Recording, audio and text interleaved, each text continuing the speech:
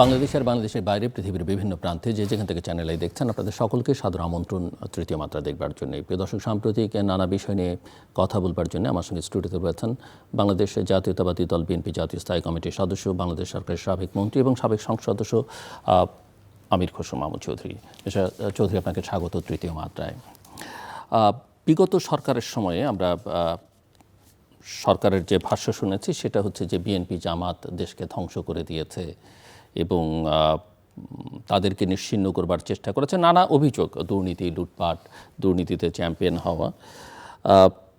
But বিপরীত দিক থেকে আমরা এটাও জানি এবং আপনারাও বলেন, সাধারণভাবে আমরা সবাই জানি যে বিএনপি আসলে গত 15, 16, 17 বছরে অনেক নিপীড়ন নির্যাতন হয়েছে, অনেকে জেল খেটেছেন, অনেকে গুমের শিকার হয়েছেন, বিচার বহির্ভূত হত্যাকাণ্ডের শিকার হয়েছেন এবং বিভিন্ন সময়ে 15 বছরই আন্দোলন সংগ্রাম করবার চেষ্টা করেছে। কখনো খুব তুঙ্গে গেছে, কখনো সেরকম কিছু করতে পারেনি বিএনপি। শেষ পর্যন্ত জুলাই আগস্টে যে ছাত্র জনতার অভ্যুত্থান হলো, এই অভ্যুত্থানটি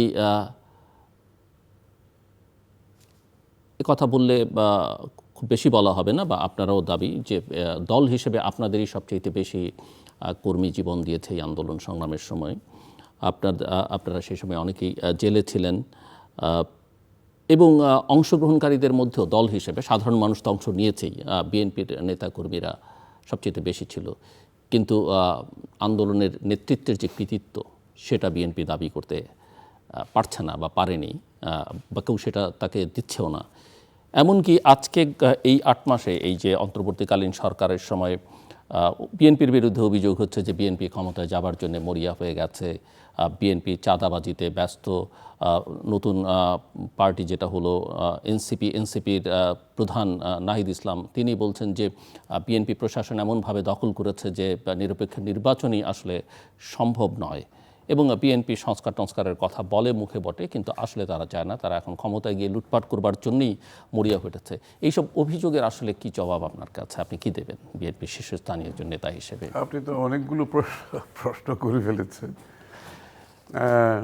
শুরুতে আন্দোলনের কৃতিত্ব যেটা আপনি জিজ্ঞেস করেছেন, আসলে আপনার প্রশ্নেই আপনি বলেছেন আমি 15 বছরের আন্দোলন যদি বাদে দিই, শুধু জুলাই অগাস্টের আন্দোলনে যে সবচেয়ে বড় শক্তিটা কি ছিল, আমার মনে কারো অজানা নাই যে এখানে সবচেয়ে বড় শক্তিটা ছিল বিএনপির। এবং দুইটা কারণ, একটা হচ্ছে যে কারণ আমরা আন্দোলনের কৃতিত্ব নিয়ে আমরা কোনো বিভক্তি দেশে সৃষ্টি করতে চাচ্ছি না, এবং আমরা এত বড় একটা সফলতার পরে এই আন্দোলনের কৃতিত্ব নিয়ে যদি আমাদের মধ্যে বিভক্তি সৃষ্টি হয়, সেটা হবে সবচেয়ে দুঃখজনক। আর এই জন্য আমরা আন্দোলনের কৃতিত্ব সারা সমস্ত দেশের মানুষকে দিতে চাই। সর্বস্তরের মানুষ এই আন্দোলনে অংশগ্রহণ করেছে এবং এই কৃতিত্ব সমস্ত বাংলাদেশের মানুষের। দ্বিতীয় কথা হচ্ছে, এই আন্দোলনে আপনি দেখবেন জুলাই অগাস্টে যদি আমি শুধু ধরি, সবচেয়ে বেশি ক্ষতিগ্রস্ত কারা হয়েছে, সবচেয়ে বেশি মৃত্যুবরণ করেছে কোন দলের, সবচেয়ে বেশি লোক জেলে গিয়েছে কোন দলের। আমরা সবাই জেলে, তখন 10,000 লোক তখন জেলে। আমরা অন্য দলের কারা জেলে ছিল, ফর এক্সাম্পল কজন ছিল। সবচেয়ে বেশি পুলিশের হাতে মৃত্যুবরণ করেছে, জেলে চিকিৎসার অভাবে মৃত্যুবরণ করেছে। এই জুলাই অগাস্টের কথা আমি বলছি। সবচেয়ে বেশি ক্ষতিগ্রস্ত হয়েছে বিএনপি এবং সবচেয়ে বেশি অবদান কিন্তু বিএনপির। তো সুতরাং তার আগে 14-15 বছর তো আছে, এটা তার বলার অপেক্ষা রাখে না। আমাদের হাজার হাজার নেতাকর্মী প্রাণ দিয়েছে, তারা গুম হয়েছে, খুন হয়েছে, চাকরি হয়েছে, ব্যবসা হারিয়েছে, পুলিশের কাস্টডিতে মারা গিয়েছে, জেলে চিকিৎসার ভাবে মারা গিয়েছে, পালিয়ে বেরিয়েছে। 60 লক্ষ অধিক বিএনপি নেতা কর্মীর বিরুদ্ধে মিথ্যা মামলা হয়েছে এবং বস্তুত পক্ষে বাংলাদেশের অনেক দেশে এত জনসংখ্যাও নাই বিএনপির যত লোকের বিরুদ্ধে মিথ্যা মামলা হয়েছে। তারপরেও কিন্তু আমরা কৃতিত্ব বাংলাদেশের মানুষকে দিতে চাই, কারণ আমরা তো মানুষের রাজনীতি করি এবং আমাদের রাজনীতির আস্থাটা হচ্ছে বাংলাদেশের জনগণের আস্থা গ্রহণ করুন। আমাদের উদ্দেশ্য হচ্ছে সেটা। যদি আপনি জনগণের রাজনীতি করেন তাহলে কৃতিত্ব নেওয়া তো আপনার, এটা তো আপনার দায়িত্ব। আমরা কিন্তু নাকি বিএনপি সব কিছুতে একটু দ্বিধাগ্রস্ত, যে অনেকে মনে করেন যে বিএনপি 15-16 বছরের নিপীড়ন নির্যাতন এমন একটা পরিস্থিতির মধ্যে ছিল, ট্রমাটাইজড, আসলে সে অনেক ক্ষেত্রে সিদ্ধান্ত নিতে দ্বিধাগ্রস্ত, অনেক কিছুই জোর করে যেটা তার বলার সেটা বলতে পারছে না, বা এখনও যেটা তার করা উচিত সেটা করতে পারছে না। একদিকে বিএনপি আমরা জানি যে সংস্কারের কথা অনেক দিন ধরে বলছে, 2023 সালে 31 দফা কর্মসূচি দিয়েছে, কিন্তু আজকে এসে অভিযোগ হচ্ছে যে বিএনপি আসলে সংস্কার চায় না, তারা এখন নির্বাচনমুখী। আবার নির্বাচন করতে চাইছে বিএনপি, নির্বাচন চাইছে, দাবি করছে, কিন্তু নির্বাচন কবে হবে একটা রোডম্যাপের ঘোষণাও বিএনপি আসলে এই সরকারের কাছ থেকে আদায় করতে এখন পর্যন্ত সক্ষম হচ্ছে না। না, সবচেয়ে এখানে শুনুন দুটো জিনিস, একটা হচ্ছে রাজনৈতিক সত্য একটা বিষয় আছে, আর একটা হচ্ছে প্রপাগান্ডা। এখন বিএনপি তো প্রপাগান্ডার রাজনীতিতে নেই। আমরা হচ্ছে রাজনৈতিকভাবে যেটা সত্য সেই ব্যাপারটা আমরা আলাপ করছি। এখন আমরা যদি বলি যে আমরা 15 বছরের এত লোক মারা গেছে, এত লোক জেলে গেছে, এত লোক, বেগম খালেদা যে নিজে 6 বছর জেল খেটেছে, মানে কোন দলের এই নজির আছে? তারেক রহমান সাহেবকে দেশ থেকে দেশে আসার থেকে বিরত রাখা হয়েছে। সুতরাং বেগম খালেদা জিয়া তারা এই ক্ষমতা দখলের জন্য বাধ্য হয়ে বেগম খালেদা জিয়াকে তাদেরকে জেলে পাঠাতে হয়েছে।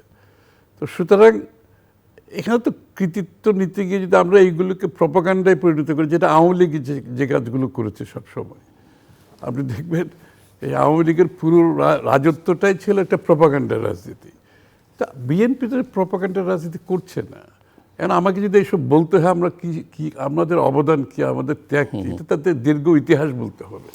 এবং আমরা এটা কিন্তু জনগণের স্বার্থে করেছি। এখানে তো ক্লেম করার কৃতিত্বের আমরা করছি দেশে গণতন্ত্র পুনঃপ্রবর্তনের জন্য। বাংলাদেশ স্বাধীন হওয়ার পরে প্রথম একদলীয় শাসন থেকে বহুদলীয় গণতন্ত্র জিয়াউর সাহেব এনেছেন। আপনি এই কি বলে মুক্তবাজার অর্থনীতি উনি করেছেন, বিচার বিভাগের যে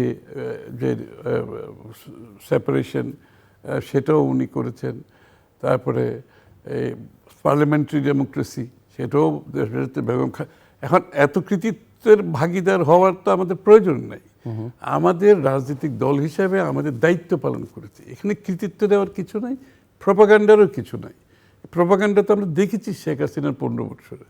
আবার যদি বিএনপি এই কাজটা শুরু করে, আবার যদি আজকে আপনি যেটা বলছেন যে আমরা আদায় করতে পারছি না, নির্বাচন আদায় করতে পারছি না, আপনি দেখুন যে সাংঘর্ষিক রাজনীতি থেকে আমরা বের হয়ে আসছি শেখ হাসিনার, বাংলাদেশে কি আবার সেই সাংঘর্ষিক রাজনীতি কেউ চায়? বাংলাদেশের মানুষ চায় স্থিতিশীলতা, শান্তি চায়, তার গণতান্ত্রিক অধিকার চায়, তার মালিকানা ফিরে পেতে চায়, তার দৈনন্দিন জীবনে একটা স্বস্তি নিরাপদ জীবন তারা চায়। এর মধ্যে আবার যদি সেই সাংঘর্ষিক রাজনীতি শুরু হয়ে যায় বাংলাদেশে, সেটা তো যেটার জন্য আমরা এত ত্যাগ করলাম এত বছর, তাহলে সেটা তো বিসর্জন দিয়ে দেওয়া। এই জন্য আমরা চাই বাংলাদেশের রাজনীতিটা একটা সহনশীল রাজনীতি হোক, পরস্পরের প্রতি ভিন্নমত থাকা সত্ত্বেও সম্মানবোধ থাকুক, এবং রাজনীতিতে একটি দৃশ্যমান সাংস্কৃতিক পরিবর্তন আনতে হবে আমাদেরকে।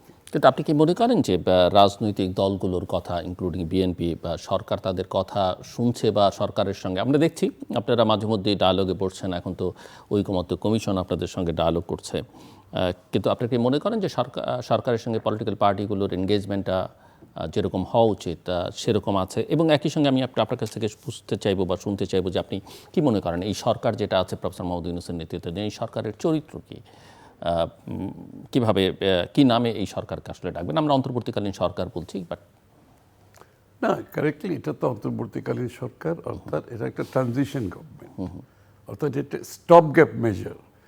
স্বৈরাচার পতনের পরে অন্তর্বর্তীকালীন তো কাল তো 3 মাসও হতে পারে, 3 বছর হতে পারে, 5 বছরও হতে পারে। না, এটা তো একটা, আমি তো আগেই বলছি এটা একটা ট্রানজিশন সরকার।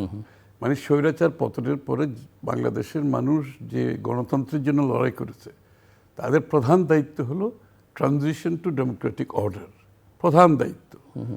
এবং এই দায়িত্ব পালনকালে যে নির্বাচনী সংস্কারগুলো করা দরকার, সেটাও তাদের প্রধান সংস্কারের এজেন্ডা হওয়া উচিত ছিল। কিন্তু আমরা সেটা প্রধান এজেন্ডা দেখছি না, আমরা খালি সার্বিকভাবে সংস্কারের কথা শুনছি।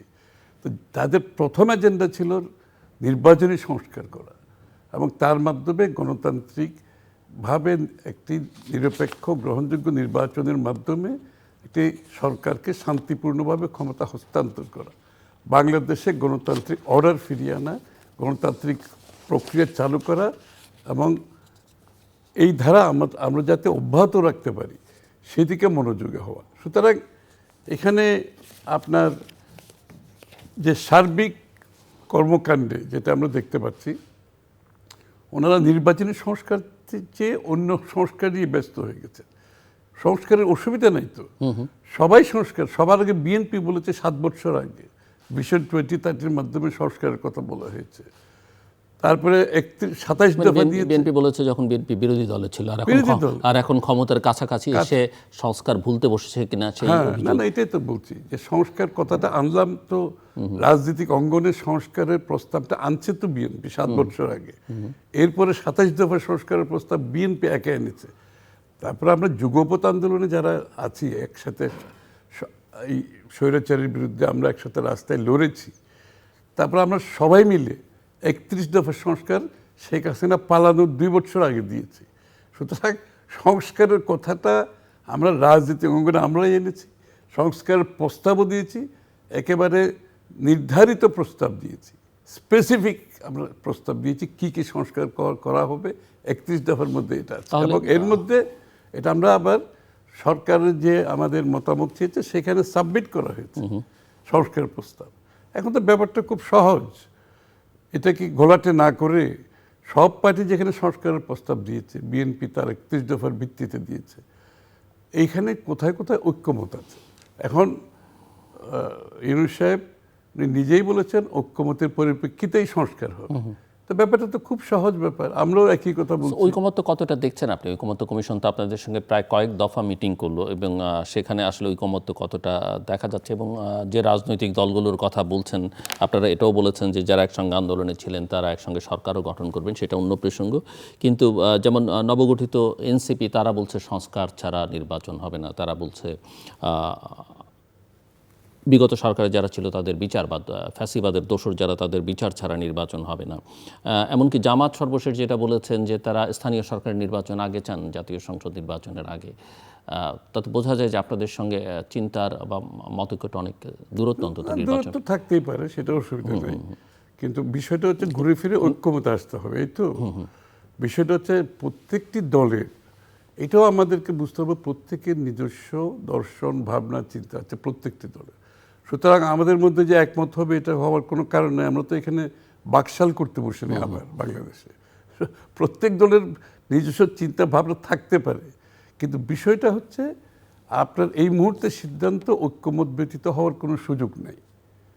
যাদের যাই চিন্তা থাকুক, কিন্তু আপনার সংস্কারটা হতে হবে ঐক্যমতের পরিপ্রেক্ষিতে। এটা হচ্ছে বটম লাইন, এর বাইরে যাওয়ার কোনো সুযোগ নেই। এবং ইউনূস সাহেব যথার্থই বলেছেন ঐক্যমতের ভিত্তিতে সংস্কার হবে। তা আমরা কোথায় ঐক্যমত আছে কথা বলা দরকার। আর আমাদের কি চাওয়া পাওয়া এগুলো আমরা বলতেই পারি, সেখানে কোনো সমস্যা নাই। কিন্তু সংস্কার এই মুহূর্তে নির্বাচনের আগে হতে হবে ঐক্যমতের পরিপ্রেক্ষিতে। তো ব্যাপারটা তো খুব সহজ, আমরা সবাই আমাদের মতামত দিয়ে দিয়েছি সংস্কার প্রস্তাবে, বিএনপি সহ সবাই দিয়েছে। এখন ঐক্যমত কোথায় কোথায় হবে এটা, এই অ্যাসেসমেন্টটা করতে 1 সপ্তাহের বেশি লাগার কোনো কারণ নাই। কারণ সবার মতামত। কিন্তু যদি লেগে যায় তাহলে কি করবেন? এবং আপনারা বলছেন যে যদি লেগে যায়, এবং আপনারা আসলে নির্বাচন কবের মধ্যে? ঠিক আছে, 1 সপ্তাহ জায়গায় 2 সপ্তাহ লেগে যায়, 1 মাস লেগে যায়, আপনার কবের মধ্যে ঐক্যমতটা যে প্রস্তাবটা ওনাদের কাছে আছে, আপনাদের যুক্তিযুক্ত একটা কথা বলতে হবে। আমার সামনে সব কাগজগুলো আছে, কারা কি মতামত দিয়েছে। তো কোন জায়গায় ঐক্যমত হয়েছে এই বিষয়টা নির্ধারণ করতে কত সময় লাগতে পারে, এটা তো কেউ বুঝতে পারবে না, জানতে পারবে না, এমন কোনো বিষয় নেই। আপনার নির্বাচন সহজ বিষয়। কবের মধ্যে নির্বাচন চাইছেন, কোন সময়? আমরা তো ডিসেম্বর মধ্যে সবসময় বলে আসছি, এবং আমি ব্যক্তিগতভাবে মনে করি ডিসেম্বরের কোনো পর্যন্ত যাওয়ারও দরকার নেই। আমি তো বলছি যেই প্রপোজালগুলো ওনাদের কাছে গেছেন সংস্কারের, এইগুলো ঐক্যমত কী কী হয়েছে ওনারা জাতির সামনে তুলে ধরুন। প্রথম কাজ হচ্ছে এটা, যে কি সব দলের এই জায়গাগুলোতে ঐক্যমত হয়েছে, আমরা জানলাম জাতি। এবং ওনারা যেহেতু বলছেন ঐক্যমতের পরিপ্রেক্ষিতে সংস্কার হবে, তাহলে ব্যাপারটা তো খুব সহজ। আমরাও বলছি একই কথা, সবাই বলছে। তাহলে যেগুলোতে ঐক্যমত হয়েছে আপনি এগুলোকে জাতিকে জানিয়ে দেন, এবং এরপরে তারা বলছে কি সনদ সই করতে হবে এটার ভিত্তিতে। সবাই মিলে আমরা সনদ সই করে দিলাম। আর দুই একটা বিষয়ে যদি নেগোসিয়েশনের কোনো স্পেস থাকে, রুম থাকে, আমরা নেগোসিয়েট করতে পারি। নেগোসিয়েট করে ঐক্যমত হলে ভালো, আবার না হলেও ঐক্যমতের বাইরে থাকলো এটা। এই যেগুলো ঐক্যমত হবে না, প্রত্যেকটি দল তাদের অধিকার আছে জনগণের কাছে আগামী নির্বাচনে যাওয়ার, যে জায়গাটা ঐক্যমত হবে না। কারণ ঐক্যমত তো হবে না সব বিষয়ে, এটা সম্বন্ধে কারো মনে কোনো সন্দেহ কিছু নেই। আমরা তো এক দল করছিলেন, সবাই আলাদা আলাদা দল। তো এই বিষয়টা বুঝতে কোনো অসুবিধা হওয়ার তো কারণ নাই। তো ঐক্যমত যেগুলো হচ্ছে ওগুলো বলে দেন, আমরা সনদ সই করে দিই, নির্বাচনের দিনক্ষণ ডিক্লেয়ার করার কোনো অসুবিধা তো আমি দেখছি না। এবং এই ঐক্যমতটা কোথায় হয়েছে এইটা এই জিনিসটা জাতির সামনে তুলে ধরা একেবারে সহজ বিষয়, সব কিছু ওনাদের হাতে আছে। এইটা তো আমার হিসাবে এফিশিয়েন্টলি করলে 1 সপ্তাহ লাগবে, লেস এফিশিয়েন্টলি করলে 2 সপ্তাহ লাগবে, ইনএফিশিয়েন্টলি করলেও 1 মাসের বেশি লাগবে না। সুতরাং এটা তো খুব সহজ একটা ব্যাপার। একটা প্রসঙ্গ আপনি অস্বীকার করবেন কিনা আমি জানি না, যে বাংলাদেশের মানুষের মধ্যে, অনেকের মধ্যে, সবার মধ্যে না হলেও, বিএনপিকে ঘিরে এক ধরনের ভয় আছে, এক ধরনের আস্থার সংকট আছে। এমনকি পুরনো রাজনৈতিক দল বিএনপি, আওয়ামী লীগ সহ, এটা প্রফেসর মোহাম্মদ ইউনূসও বলেছেন যে এই নতুন দল, ছাত্রদের দল গঠন করবার প্রক্রিয়াটা যখন চলছিল তখন, যে পুরনোদের প্রতি মানুষের আস্থার এক ধরনের সংকট আছে এবং তারা একই ধাঁচের মধ্যে দেশটাকে রাখতে চায়। এবং যেমন বিএনপির বিরুদ্ধে অভিযোগ যে আপনারা যখন ক্ষমতায় ছিলেন সর্বশেষ 1 থেকে 6 পর্যন্ত, সেই সময় গ্রেনেড হামলা, জঙ্গি তৎপরতা, দুর্নীতিতে কয়েকবার চ্যাম্পিয়ন হওয়া, এখন অভিযোগ বিএনপি চাঁদাবাজিতে ব্যস্ত, দখলে ব্যস্ত, প্রমোশন, বদলি সরকারের প্রশাসনে, সেগুলো নিয়ে ব্যস্ত। বিএনপি চেয়ারপারসন অসুস্থ, অ্যাক্টিং চেয়ারম্যান তিনি দেশে আসছেন না, সব মিলিয়ে এক ধরনের ভয় বা আস্থার সংকট আছে। আপনি কি একমত কিনা? বা এখানে তো বিষয়টা তো শোনেন, প্রত্যেকটি রাজনৈতিক দলের নিজস্ব দর্শন, আদর্শ, ভাবনা আছে। তারা তাদের দলকে এগিয়ে নিয়ে যাওয়ার জন্য অনেকে বিভিন্ন সময় প্রপাগান্ডার আশ্রয় নেয়। শেখ হাসিনা যেরকম প্রপাগান্ডার আশ্রয় নিয়েছিল, উনি তো ইতিহাসকে প্রপাগান্ডায় পরিণত করেছে, মানে রাজনীতিবিদরা ইতিহাসবিদ হয়ে গেছিল তখন। তা এখনও তো এটা পরিলক্ষিত হচ্ছে আমাদের মধ্যে। এখন আপনার সাথে আমরা দুই পক্ষে আছি, একজনের বিপক্ষে আছি। সুতরাং আমার পক্ষে যা যা করার, আপনাকে ডিসক্রেডিট করার জন্য আমি সব কিছু করবো, এরকম একটা মন মানসিকতা আমাদের রাজনীতিতে কাজ করে, যেটা সুস্থ রাজনীতির বাইরে গিয়ে আপনি কিছু বিষয়ে সত্য মিথ্যা বলে একটা প্রপাগান্ডার সৃষ্টি করার একটা প্রবণতা আছে। তা আপনার যদি বিএনপি সম্বন্ধে যে সমস্ত কথা, বিএনপির বিরুদ্ধে যেই মামলাগুলো হয়েছে, বিভিন্ন গ্রেনেড মামলা সহ, তো এগুলো তো কোর্টের রায় হয়েছে, তাই না? দুর্নীতির কথা বলছে, সব কিছু কোর্টের রায় হচ্ছে। কোর্টের রায়ে কি পাচ্ছেন আপনি? কোনো দুর্নীতির কোনো আভাস আছে? একটি স্বৈরাচার ফ্যাসিস্ট সরকার ক্ষমতায় থাকার জন্য বিএনপিকে সবচেয়ে বড় দল হিসেবে টার্গেট করে এটাকে সব ধরনের ক্ষতিগ্রস্ত করার জন্য যা যা করার সব কিছু করেছে। মামলা করেছে, দুর্নীতির মামলা করেছে, রাজনৈতিকভাবে হেনস্থ করেছে, দল ভাঙার চেষ্টা করেছে, বিএনপি নেতাকর্মীদের গুম, খুন, হত্যা, মিথ্যা সব কিছু করেছে। তারপরে এই দলটি বাংলাদেশের মানুষের এখনো সবচেয়ে আস্থাভাজন দল।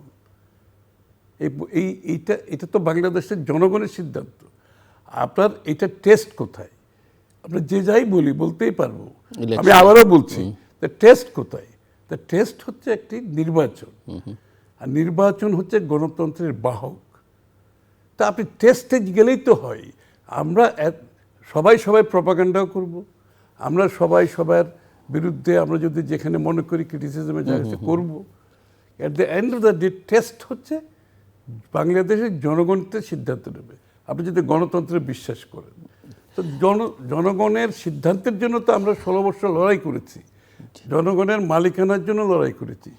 আপনি সেইটাকে বাইরে রেখে এই সমস্ত কথা বলে জল ঘোলাটি করে নির্বাচনকে মানে দীর্ঘায়িত করে অব্যাহতভাবে চলতে শিখছেন, চলার চেষ্টা করছেন। এর মধ্যে যারা সরকার আছে তাদের একরকম, যারা সরকারের সাথে আছে তাদের আরেক রকম, তারাও তাদের মতো করে লাভবান হচ্ছে।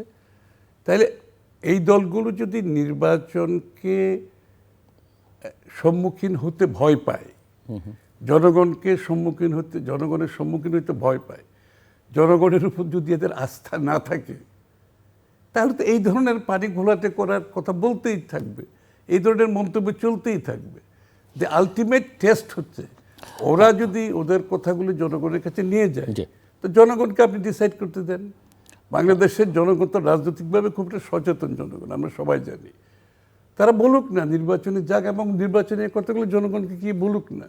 জনগণ যদি তাদের কথা বিশ্বাস করে, তাদের উপর আস্থা রাখে, তো তাদের জন্য ভালো।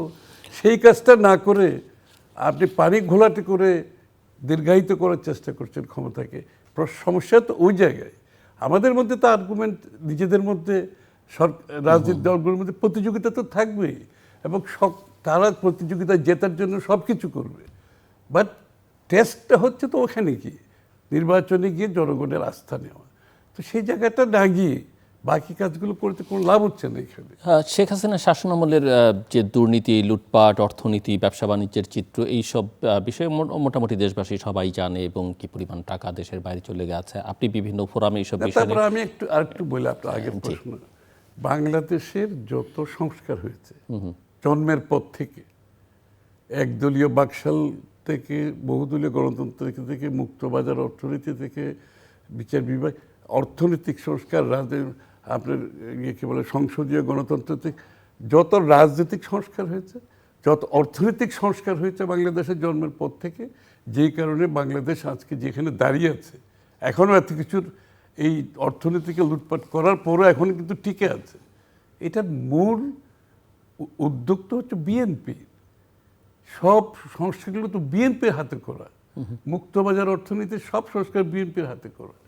এবং আজকে তো রেকর্ড কথা বলবো, আমরা যখন ক্ষমতা ছেড়ে যাই তখন প্রবৃদ্ধি ছিল 7.6%, 0.6%, 7-এর উপরে, এবং কার্ভটা ছিল ঊর্ধ্বমুখী।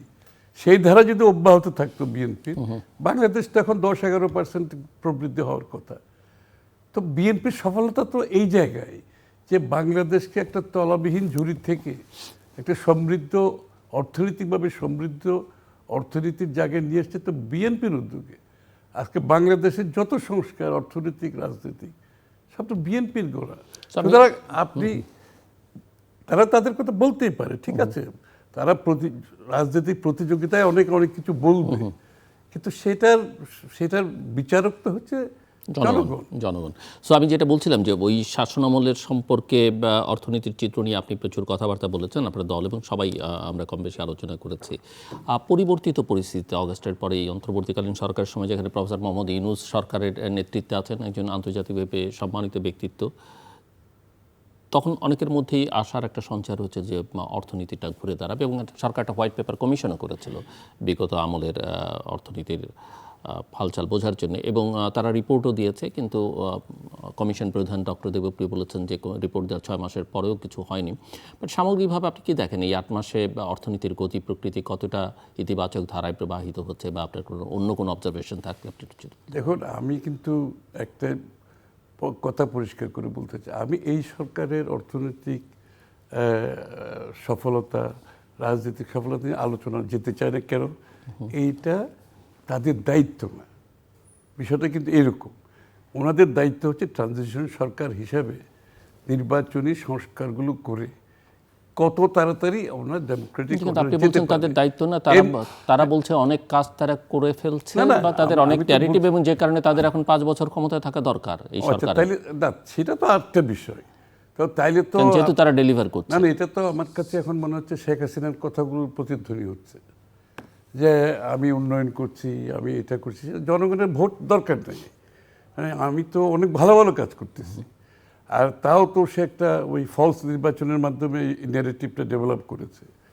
তো আমার তো মনে হয় আমার তো ওই রকম একটা প্রতিধ্বনি আমি শুনতে পাচ্ছি, তাও আবার অনির্বাচিত, একেবারেই মানে ওনারা ইন্টেরিয়াম সরকারের দায়িত্ব নিয়ে এই ধরনের। তাহলে তো আপনি তো গণতন্ত্রের সাথে অন্য কিছু তুলনা করছেন। বাংলাদেশের মানুষ তো গণতন্ত্রের জন্য যুদ্ধ করেছে, ত্যাগ স্বীকার করেছে, তার মালিকানা ফিরে পাওয়ার জন্য নয়। এখন এরকম তো অনেক সরকার বলতে পারে যে আমরা ক্ষমতা দখল করে আমি যদি বলি আমি ভালো ভালো কাজ করছি, জনগণের ভোটের দরকার নেই, জনগণ তার তার রাজনৈতিক, সাংবিধানিক, গণতান্ত্রিক অধিকারের বিষয়টা পরে দেখা যাবে। এখন আমি উন্নয়ন করি দেশের। একটা জিনিস আমি আপনাকে বলি যে কোনো ব্যক্তি, সেটা যত বড়ই ব্যক্তিত্ব হোক, সেই ব্যক্তির জন্য কোনোদিন দেশে, বাংলাদেশে বিনিয়োগ হয় না। বিনিয়োগ হয় যেই দেশে পলিটিক্যাল স্টেবিলিটি থাকে, যেই দেশে বিনিয়োগের পরিবেশ থাকবে। কিন্তু যেই দেশে পলিটিক্যাল স্টেবিলিটি থাকবে না, সেই দেশে কিন্তু বিনিয়োগের পরিবেশের প্রশ্নই আসছে না। বাংলাদেশে দুটোই অনুপস্থিত আজকে। এবং আমি বিনিয়োগ সম্মেলন সম্বন্ধে বলতে চাই জি প্লিজ। যে কি, হ্যাঁ, এটা ভালো উদ্যোগ, কিন্তু রং টাইমে, right initiative in wrong time আর কি। কারণ একটি ইন্টারিম গভর্নমেন্ট বিনিয়োগ সম্মেলন যখন করে, বিনিয়োগকারীরা দেশে বিদেশে, আওয়ামী লীগের সময় আমরা দেখেছি প্রচুর রোড শো হতো পৃথিবীর বিভিন্ন প্রচুর রোড শো হয়েছে। বিনিয়োগের যে বিনিয়োগ সম্মেলন হয়েছে, এটা আমরা, বিনিয়োগ সম্মেলন যে কোনো হতে পারে, সব সরকারের সময় বিনিয়োগ সম্মেলন হয়, সারা বিশ্ব থেকে আসে। কিন্তু একটা জিনিস মনে রাখবেন, আমি যেটা আগেই বলেছি, যেখানে একটা ইন্টেরিয়াম গভর্নমেন্টের সময় কমিটমেন্ট কেউ করবে না। এখানে আপনি রোড শোর মাধ্যমে দেখাতে পারবেন, বলতে পারবেন অনেক কিছু। সরকার তো বলছে কয়েক হাজার কোটি টাকার আশ্বাস পাওয়া গেছে। আশ্বাস তো সবসময় আছে। আপনি যদি সব বিনিয়োগ সম্মেলনে আশ্বাস থাকে, আশ্বাস ছাড়া কোনো বিনিয়োগ সম্মেলন হয় না। কিন্তু এটা বাস্তবায়নের বিষয়টা হচ্ছে, ওরা তখনই আসবে যখন বাংলাদেশের পলিটিক্যাল স্টেবিলিটি দেখবে। যখন এটা তো কোনো ওরা বিনিয়োগ তো শর্ট টার্ম কিছু না, এটা short term, mid term, long term বিষয়। সুতরাং সে নিশ্চিতভাবে জানতে চায় যে আগামী দিনের সরকার যারা আসবে নির্বাচিত হয়ে, তাদের পলিসি কি। যে কারণে আমরা আমাদের পক্ষ থেকে তাদেরকে আমাদের পলিসি দিয়েছি, কিন্তু বিএনপির পক্ষ থেকে, যে যদি বিএনপি নির্বাচিত হয় তাহলে এইটা হবে বিএনপির পলিসি, যাতে করে ওনারা যে উদ্যোগটা নিয়েছে এটা কন্টিনিউশন থাকুক, আমরা চাই। ওকে, কারণ এটা তো দেশের স্বার্থে। বিনিয়োগ কোনো ইন্টেরিয়াম গভর্নমেন্টেরও না, কোনো ইলেক্টেড গভর্নমেন্টেরও না। বিনিয়োগ বাংলাদেশের মানুষের জন্য, দেশের স্বার্থে। সুতরাং এই বিষয়গুলো আমাদের মাথায় রাখতে হবে যে পলিটিক্যাল স্টেবিলিটি ছাড়া বিনিয়োগের প্রথম শর্ত হচ্ছে পলিটিক্যাল স্টেবিলিটি। এবং political stability is not an interim government, is not a caretaker government, is not a transition government. Political stability is যে একটা যখন নির্বাচিত সরকার হয়, জনগণের সমর্থন নিয়ে প্রতিনিধিত্বশীল সংসদ এবং সরকার গঠন হয়, that is a stable political situation. এই স্টেবিলিটি ছাড়া আপনি সম্মেলন করেছেন, আমরা তো স্বাগত জানাচ্ছি, আমরা তো ওখানে উপস্থিত ছিলাম এবং আমরাও এখানে প্রেজেন্টেশন দিয়েছি ওদেরকে যে বাংলাদেশের ভবিষ্যৎ উজ্জ্বল। বাট আপনি কি মনে করেন কিনা যে বিদেশি বিনিয়োগ আকৃষ্ট করবার চেষ্টা যখন চলছে, দেশীয় বিনিয়োগকারীরা খুব একটা স্বস্তিতে আছে? বা আমি তো ওইটাই বলছি যে যেখানে দেশি বিনিয়োগকারীরাই আস্থা পাচ্ছে, এটা আর কোনো কারণে না। তারা সবাই আমাদেরকে প্রতিনিয়ত বলছে আপনাদের নির্বাচন কবে। কারণ আমাদের এই মানুষ যখন এই বিনিয়োগের সিদ্ধান্তটা কখন নেই, তারা নিশ্চিতভাবে জানতে চায় যে স্টেবিলিটি আসবে কিনা দেশে। ইন্টেরিয়াম সিচুয়েশন ইজ অলওয়েজ একটা ফ্লুইড সিচুয়েশন, আপনাকে মাথায় রাখতে হবে। এবং এটা সাইকোলজিক্যালি ইটস এন ইন্টেরিয়াম, মানে ইন্টেরিয়াম মানে এটা একটা ফ্লুইড, এটা ট্রানজিশনারি, এটা একটা স্টপ গ্যাপ মেজার। এরকম একটা স্টপ গ্যাপ মেজারে কোনো বিনিয়োগকারী তার সিদ্ধান্ত নিতে পারে। আপনি বাংলাদেশে আপনি রোড শো করলে তো বিনিয়োগ। আর কিছু আমি আর একটু অ্যাড করি তার সাথে, বস্তুতপক্ষে বেশিরভাগই ছিল যারা অলরেডি বিনিয়োগ বাংলাদেশে করেছে ওখানে। আমি তো উপস্থিত ছিলাম। যারা বাংলাদেশে অলরেডি বিনিয়োগ করেছে এর অলমোস্ট 90% এরাই ছিল। আর যারা আগে থেকে এখানে আসা যাওয়া করতেছিল কোনো কোনো প্রজেক্টের জন্য, অবকাঠামোগত প্রজেক্ট ইত্যাদির জন্য, ওরাই ছিল।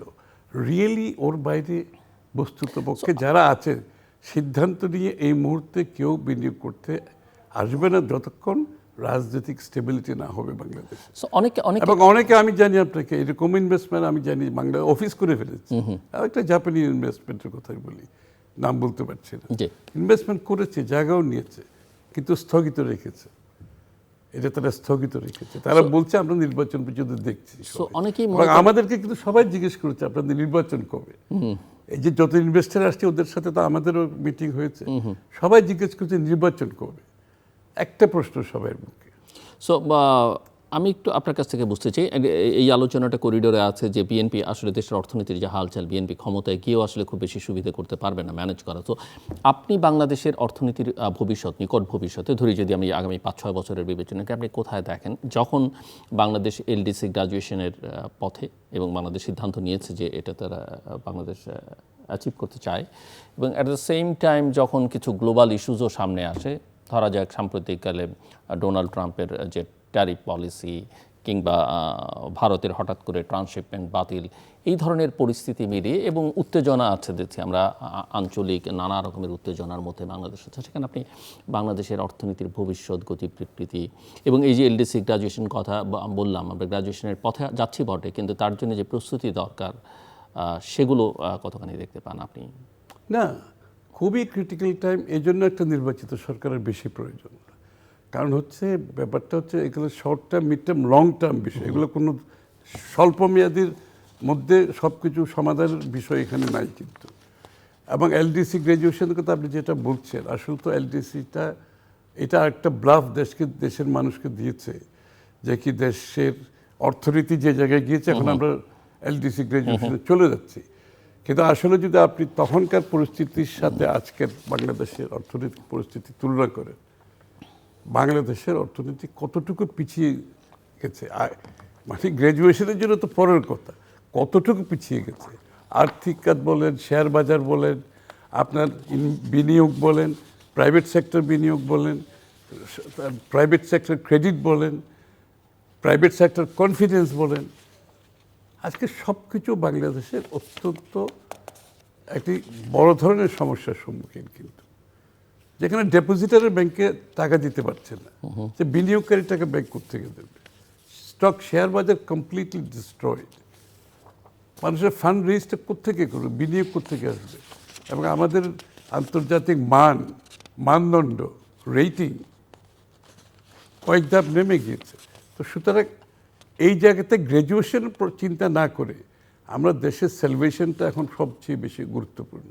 আমরা অর্থনীতিকে আবার কিভাবে ঘুরিয়ে আনতে পারবো, এবং এই জন্য বাংলাদেশকে আগামী দিনে অর্থনীতিতে একটি বাংলাদেশের কনটেক্সটে মডেল সৃষ্টি করতে হবে। IMF ওয়ার্ল্ড ব্যাংকের তো ঠিক আছে, তাদের সহায়তা আমাদের সবসময় লাগবে। আমাদের মডেলটা কী হবে বর্তমানে, যে আওয়ামী মডেল, যে আপনার অলিগার্কিক মডেল থেকে আপনি অর্থনীতিটাকে কিভাবে গণতন্ত্রায়ন করবে। প্রথমে অর্থনীতিকে খালি রাজনীতিক গণতন্ত্রের মাধ্যমে আপনি মুক্তি পাবেন না, আপনার অর্থনীতিকে গণতন্ত্রায়ন করতে হবে।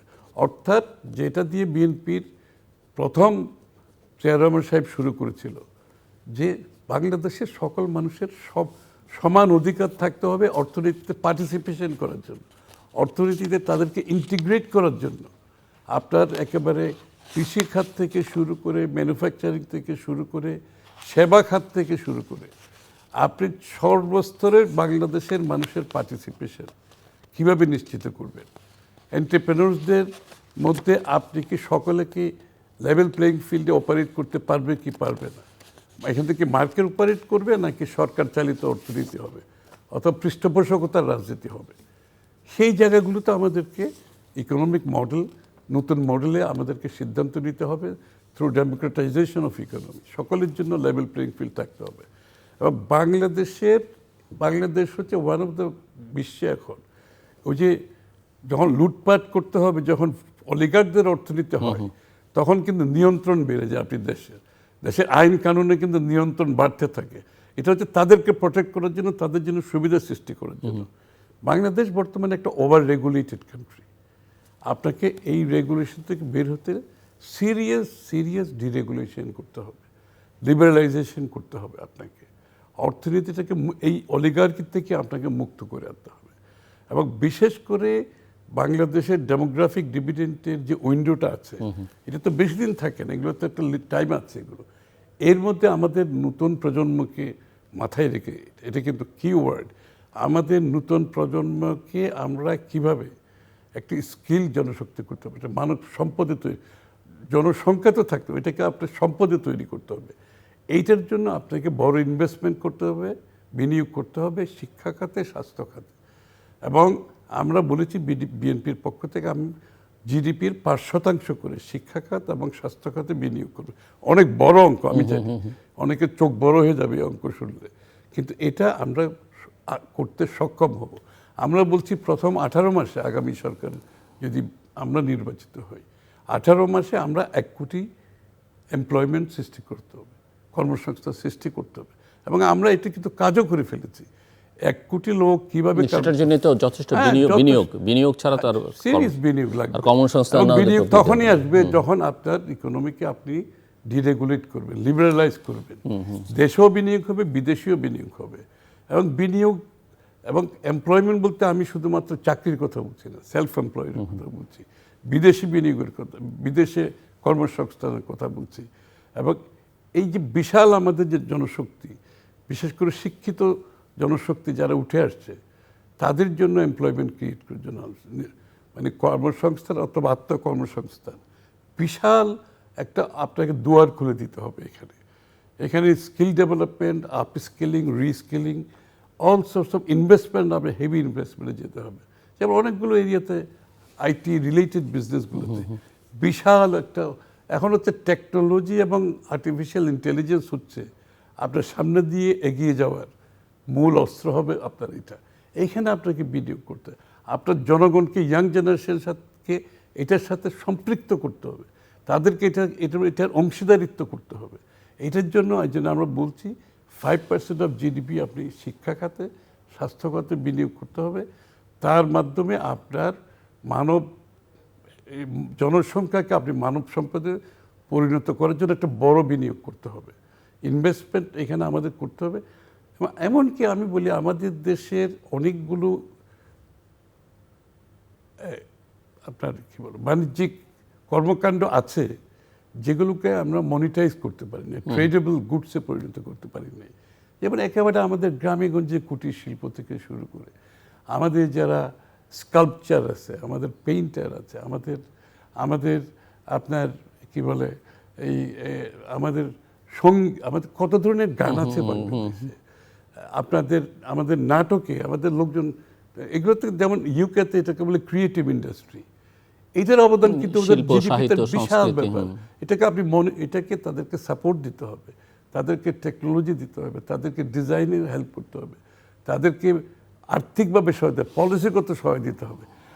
এটা একটা বিশাল শক্তি বাংলাদেশে। এটা হচ্ছে আরেকটা বিষয়, কৃষিখাতে একটা বিশাল শক্তি, আইটি রিলেটেড বিজনেস। বাংলাদেশের জনগণই তো একটা বিশাল শক্তি, জনসংখ্যাই এই জনসংখ্যাকে আপনি যার যেখানে সম্ভাবনা আছে সবাইকে কাজে লাগাতে হবে। এবং এটার জন্য 1 কোটি চাকরি 18 মাসে সংস্থা, এটা খুব বড় কিছু নয়। আমরা অনেকে মনে করেন আপনারা বলেছেন 1 কোটি চাকরি, আমরা তো এটা হোমওয়ার্ক করে বলেছি, আমরা তো একটা অফ দ্য কাফ একটা ফিগার ছুড়ে দিই, এটা আমরা হোমওয়ার্ক করা আছে কিভাবে করব। সার্ভিস ইন্ডাস্ট্রির কথা বলি বা ট্যুরিজমের কথা বলি, বাংলাদেশ সেটা কখনোই খুব এক্সপ্লোর করার চেষ্টা করে কোনোদিন করে নাই।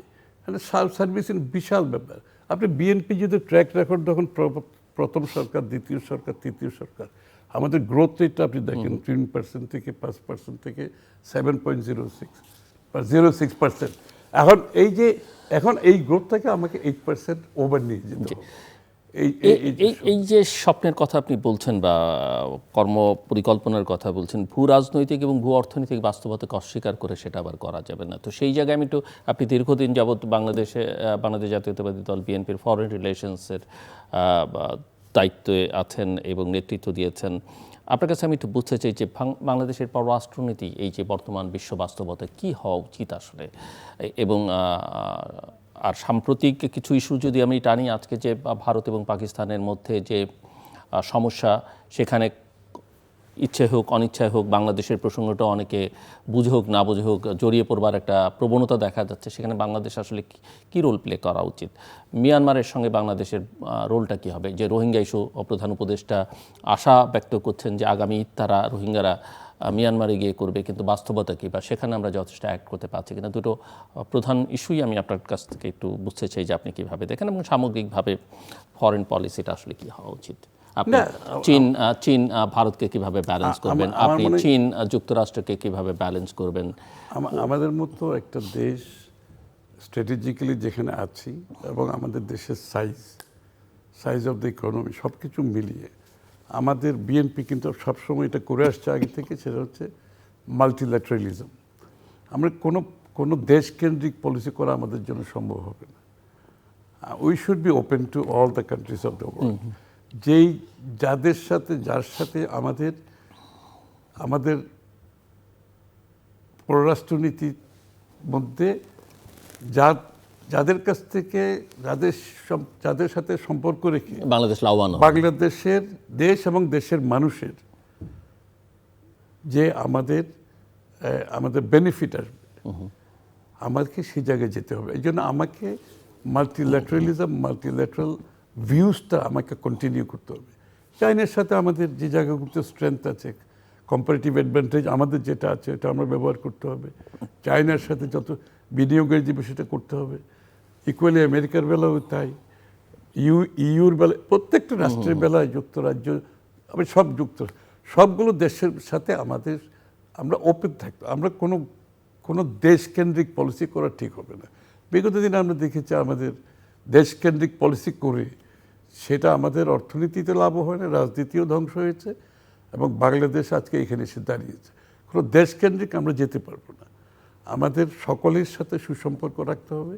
সুসম্পর্ক রেখে যাদের সাথে যেখানে আমাদের মিউচুয়াল বেনিফিট থাকবে, পারস্পরিক আমাদের সুযোগ সুবিধা, আমাদের দেশের আর্থিক উন্নয়নে আমাদের যেটা পাওয়ার, সেটার ব্যবস্থা আমাদের থাকতে হবে। আমরা এখানে প্রায়োরিটি সেট করে কোথাও যাওয়ার দরকার তো নেই। আমার দেশের জন্য যেখান থেকে যা করার যতটুকু সুযোগ নেওয়ার আমাকে নিতে হবে সেটা, এবং আলটিমেটলি বাংলাদেশের ইন্টারেস্টে, বাংলাদেশের মানুষের ইন্টারেস্টে করতে হবে। এমনিতে আবার একটু রাজনৈতিক প্রসঙ্গে যাই। একটা দাবি আছে যে বিশেষ করে এনসিপি এবং তাদের সমর্থক গোষ্ঠীর মধ্য থেকে যে শেখ হাসিনা সহ তার দোসরদের বিচার করা ছাড়া নির্বাচন করা যাবে না। তো এই জায়গায় বিএনপির পজিশন কি? অবশ্যই আমরা তো এ ব্যাপারে কেউ দ্বিমত করবে বিচার ছাড়া নির্বাচন হয় না, ঠিক আছে। তাহলে তো আমরা তো এখানে একটা আলোচনাটা আবার ভিন্ন দিকে চলে যাবে। সেটা হচ্ছে বিচার কি সরকার করবে না বিচার বিভাগ করবে, এটা একটা প্রশ্ন। কারণ আমরা শেখ হাসিনার সময় দেখেছি বিচার করেছে সরকার, বিচার বিভাগের ভূমিকা ছিল সরকারের ভূমিকা ছিল বেশি। তো আমরা কি সেই পথে হাঁটবো নাকি, একটা বিষয়। আর শেখ হাসিনার বিচার চায় না বাংলাদেশে একজন মানুষও নেই, সুতরাং এটা নিয়ে রাজনীতি করার কোনো সুযোগ নাই। এটাকে সামনে এনে আবার একটা ধোঁয়াশা সৃষ্টি করার কোনো সুযোগ, সবাই বিচার চায়। আর বিএনপি থেকে ক্ষতিগ্রস্ত তো শেখ হাসিনার হাতে আর কেউ হয় নাই, সুতরাং বিএনপিতে আরো বেশি বিচার চাওয়ার কথা এখানে। সুতরাং বিচারটা হচ্ছে আপনার বিচারিক প্রক্রিয়ার মাধ্যমে আপনি বিচারের উদ্যোগটা নিতে পারেন, যে এদেরকে বিচারের আওতায় আনার জন্য, সমস্ত উদ্যোগ আমাদের দরকার। এবং সেখানে কতটুকু সফল হয়েছে আমি সেদিকে যাব না, সেইখানে তাদের মনোযোগী হওয়া উচিত। কিন্তু বিচার তো করবে বিচার বিভাগ, আর বিচার তো চলমান প্রক্রিয়া, এটা তো চলতে থাকবে। এবং ঠিক আছে, আমরা তো যদি দিনক্ষণ দিয়ে যদি বলি ডিসেম্বরের মধ্যে বিচার করে দিতে হবে, অথবা জুনের মধ্যে, অথবা আগামী, এটা তো অনেকটা ওই রকম হয়ে যায় যে আবার শেখ হাসিনার মতো ওরা যখন বলতো এটার বিচার অতদিনে হয়ে যাবে, সেটার বিচার অতদিনে হবে, তাইলে তো আবার আমাদের ওই যে আমাদের মধ্যে খুদে খুদে সব স্বৈরাচার মনে হয় সৃষ্টি করে গেছে। আমাদের কথাবার্তা এরকমই আমার কাছে মনে হয়। অবশ্যই বিচার শেখ হাসিনার হতে হবে। সে আর তার যে কৃতকর্ম, তার জন্য তো তার বিচার হতেই হবে।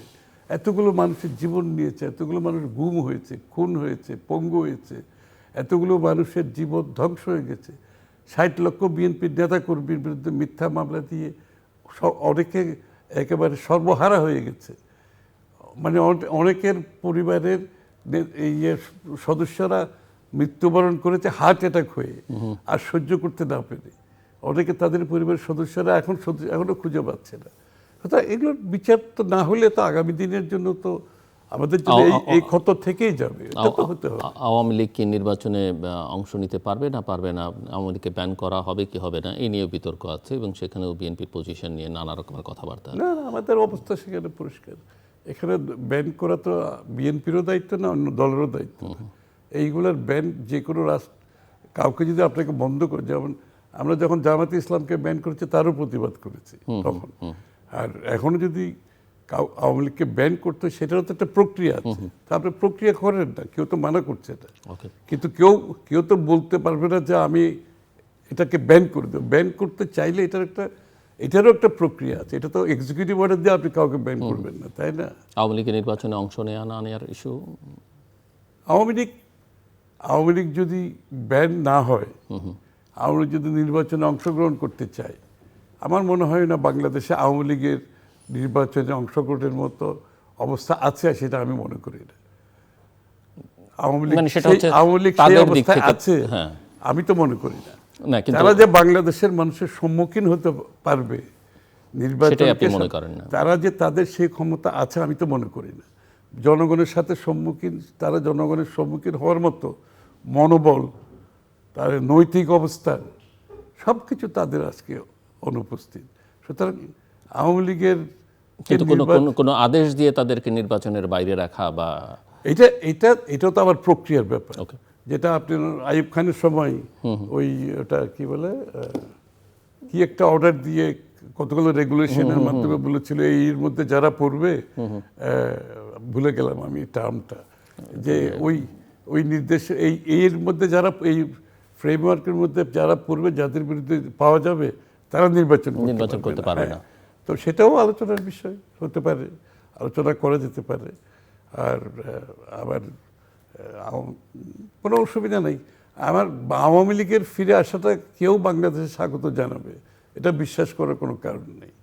তো এটা নিয়ে আমরা রাজনীতি না করে, আমরা বরঞ্চ আমাদের সবচেয়ে বড় দায়িত্ব হচ্ছে আজকে বাংলাদেশের, আপনি যতক্ষণ পলিটিক্যাল স্টেবিলিটি আনতে না পারবেন, তত বেশি আওয়ামী লীগ এটা সবচেয়ে বেশি সুযোগ গ্রহণ করবে। কিন্তু আওয়ামী লীগ যারা এই সুযোগটা সৃষ্টি করে দিতে চায়, যে পলিটিক্যাল স্পেসটা আপনি নির্বাচনকে যত বিলম্বিত করবেন, তারা সেই স্পেসটা ব্যবহার করবে আপনার বিরুদ্ধে। যেই মুহূর্তে বাংলাদেশের মানুষ তাদের ভোটে নির্বাচিত সরকার গঠিত হবে, এই সমস্ত শক্তি স্পেস কমে আসবে আস্তে আস্তে। এবং যে কোনো অপশক্তির কিন্তু একটা নির্বাচনী প্রক্রিয়াতে যখন থাকে, একটা গণতান্ত্রিক অর্ডারে যখন একটা দেশ থাকে, তাদের স্পেস তত বেশি কমে আসে। এবং আমাদেরকে সেদিকে মনোযোগী হওয়া উচিত। একটা ধারণা বিএনপির প্রতিষ্ঠার পর থেকেই ছিল যে বিএনপি একটা রাইট উইং পলিটিক্যাল ফোর্স বা পলিটিক্যাল পার্টি অর প্ল্যাটফর্ম, কিন্তু গত 2-4 বছর একটা ধারণা তৈরি হয়েছে অনেকের মধ্যেই যে বিএনপি আসলে একটা উদার মধ্যপন্থার গণতান্ত্রিক রাজনীতি করতে চায়, একটা লিবারেল ডেমোক্রেটিক ফোর্স হিসেবে নিজেকে এবং একটা মধ্যপন্থা রাজনীতি করতে চায়। আপনি কি মনে করেন মানে এটা মানুষের ধারণা ঠিক আছে, বিএনপি সেটাই করতে চায় না? অবশ্যই ব্যত্যয় বিচ্যুত বা ডান বাম এরকম কোনো প্রবণতা আমরা দেখতে পাই? আমরা লিবারেল ডেমোক্রেটিক পার্টি, আমরা সেটা বারবার বলে আসছি, এবং এটাই বিএনপির রাজনৈতিক দর্শন, ভাবনা, চিন্তা। এবং এত বৎসর এত উত্থান পতনের মাধ্যমে বাংলাদেশের রাজনীতি আমাদেরকে, বিশেষ করে শেখ হাসিনা পালিয়ে যাওয়ার পরে বাংলাদেশের মানুষের মনোজগতে যে একটা পরিবর্তন আসছে, বিশাল পরিবর্তন, ট্রান্সফরমেশনাল চেঞ্জ, এইটা যারা ধারণ করতে পারবে না, যারা অনুধাবন করতে পারবে না, ধারণ করতে পারবে না, তাদের জন্য বাংলাদেশের রাজনীতি আগামী দিনে কঠিন হবে। এবং বিএনপি এটাকে সম্পূর্ণভাবে পুরোপুরিভাবে ধারণ করে। এবং এই জন্য বাংলাদেশের রাজনীতিতে সংস্কারের পাশাপাশি আপনি রাজনৈতিক সংস্কৃতি যদি বদলাতে না পারেন, যেটা আমি আগে বলেছি, পরস্পরের প্রতি আপনার ভিন্ন মত থাকা সত্ত্বেও সম্মানবোধ থাকতে হবে। যে এত সব মতামত, আমি কিন্তু কারোর প্রতি অসম্মান দেখাতে চাই না, আমরা মতামত দিতেই পারে, কিন্তু তার ভিন্ন মতটা আমি সম্মানের সাথে আমাকে অ্যাকসেপ্ট করতে হবে। এবং আমাদের মধ্যে টলারেন্স তো থাকতে হবে। আমাদের জন্য এই সংস্কৃতি যদি আমরা বদলাতে না পারি, আমরা যতই সংস্কার করি, আমরা কিন্তু আবার বিপদে পড়ব। বিএনপি কি আমাদের রাজনৈতিক সংস্কৃতিতে বড় ধরনের পরিবর্তন আনতে হবে, আমরা কথা বলতে মানে হবে, আপনি বলছেন আমাদের সংলাপ হতে হবে। আপনি বলছেন যখন ক্ষমতায় নেই, ক্ষমতায় গিয়ে এগুলো আপনারা না, চর্চা করবেন কিনা সেটাই একটা বড় প্রশ্ন, যে নিজেরা ক্ষমতায় থেকে যা করেছেন সেখানকার শিক্ষা, বিদায়ের শিক্ষা এবং আওয়ামী লীগের থেকে যে শিক্ষা পাওয়া গেল তার বিদায়ের শিক্ষা। আমি তো বলছি যারা ধারণ করতে পারবে না, একটু আগে যেটা আমি বলেছি, এই যে বনজগতে যে পরিবর্তন আসছে, যে প্রত্যাশা, যে আকাঙ্ক্ষা জেগেছে, যারা এটা ধারণ করতে পারবে না তাদের আগামী দিনের রাজনীতি কঠিন হয়ে যাবে। আপনাকে আমরা নানা ভূমিকায় দেখেছি, একজন রাজনীতিক, একজন অর্থনীতি, ব্যবসা বাণিজ্য, এগুলো নিয়ে আপনি দীর্ঘদিন কাজ করছেন, পররাষ্ট্র বিষয়ক নানা দায়িত্ব পালন করেছেন, কাজ করছেন। সামনে নির্বাচন হলে, নির্বাচনের পরে বিএনপি ক্ষমতায় যাবে, সাধারণভাবে পারসেপশন যে বিএনপি হয়তো ক্ষমতায় যাবে, গেলে আপনি কোন জায়গায় কমফোর্ট ফিল করবেন কাজ করতে, অর্থনীতি না পররাষ্ট্র না অন্য কিছু? আমার ব্যক্তিগত আমার প্রেফারেন্স তো ম্যাটার করে না, এটা হচ্ছে আমরা যখন আগ্রহ বা কমফোর্ট জোন থাকে না, এটা আমাকে প্রথমে দায়িত্ব নিতে হবে, এটারও কোনো বিষয় না। এখানে আমি দায়িত্ব না নিয়েও রাজনীতি করা যায়, কোনো দায়িত্ব না নিয়ে রাজনীতি করা যায়। এখানে আমার কথা হচ্ছে, যখনই যে দায়িত্ব আমার দল থেকে দেওয়া হবে, আমি চেষ্টা করি সবসময় সেটা পালন করার জন্য, এখনও চেষ্টা করি। ভবিষ্যতেও আমাকে কোনো মন্ত্রিত্ব দায়িত্ব দিতে হবে এমন কোনো কথা নেই, তার বাইরেও তো অনেক কাজ আছে। আর যখনই যে দায়িত্ব দেবে আমার জন্য কোনো অসুবিধা নেই, কারণ আমি সব জায়গায় কমফোর্ট ফিল করি। একজন রাজনীতিবিদের তো অলরাউন্ড সব কিছু বোঝার ক্ষমতা থাকা উচিত, আমি মনে করি বোঝার ক্ষমতা থাকা উচিত। খালি ফাইন্যান্স আর ফরেন তো না, বাংলাদেশের প্রত্যেকটি এরিয়াতে আমাদের অবদান রাখার সুযোগ আছে। সুতরাং আমাদেরকে প্রস্তুত থাকতে হবে, যখনই রাজনীতিতে যাকে যে দায়িত্ব দেবে সেই দায়িত্ব পালন করার মতো প্রস্তুতি রাখতে হবে। আমরা একেবারে শেষের দিকে জাস্ট আপনি দর্শকদের উদ্দেশ্যে 2 মিনিট সময় আপনার জন্য, দর্শকদের জন্য, সরকারের জন্য, আপনার সহকর্মীদের জন্য কোনো কিছু বলবার থাকলে আপনি বলতে পারেন। আমি একটা কথাই বলবো, যা বাংলাদেশের মানুষের মনোজগতে যে পরিবর্তন আসছে বিশাল, আমাদেরকে ধারণ করতে হবে, আমাদেরকে অনুধাবন করতে হবে, আমাদেরকে সেভাবে প্রস্তুতি নিয়ে আগামী দিনের রাজনীতিক চিন্তার মধ্যে সেটা রাখতে হবে।